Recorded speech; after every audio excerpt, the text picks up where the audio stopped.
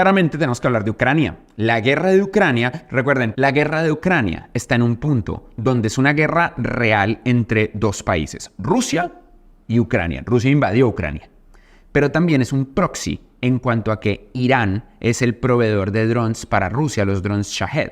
Y China está empezando a proveer muchas cosas para Rusia. En este punto es muy probable que esté empezando a proveer material bélico. Mientras que en paralelo, la Organización del Tratado Atlántico Norte, que no es un ejército, es una organización coordinada entre sus diferentes países y entre ellos la Unión Europea, Estados Unidos, entre otros, están haciendo su mejor esfuerzo por apoyar a Ucrania en territorio ucraniano. Así que este es probablemente un ejemplo de una de las guerras que tiene componentes proxy, una equivalencia muy cercana a lo que pasó con la Guerra Civil Española. Pero no es el único conflicto donde múltiples otros países están involucrados. En octubre del 2023, en la invasión a Israel y que continúa con la destrucción sistémica de Palestina actual, tiene múltiples elementos involucrados de otros países. Recientemente, antes de la grabación de este video, se descubrieron múltiples túneles que van de Palestina a Egipto, por donde aparentemente era que se proveían de armamento Hamas. También, por supuesto, está involucrado Irán, Qatar y Egipto versus Israel, que poco a poco empieza a tener menos y menos aliados, pero sigue teniendo múltiples aliados de Occidente.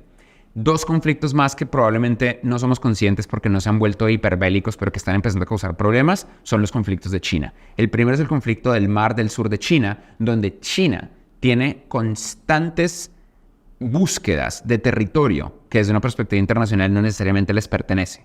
Estas búsquedas de territorio son conflictos de islas y de zonas del mar contra Vietnam, Malasia, pero particularmente contra Filipinas y Taiwán. Estos conflictos en ocasiones han escalado al hundimiento de pequeñas embarcaciones, al arresto de varias tripulaciones de barcos pesqueros y al uso de la Guardia Costera China para acosar otras embarcaciones, particularmente las de Filipinas.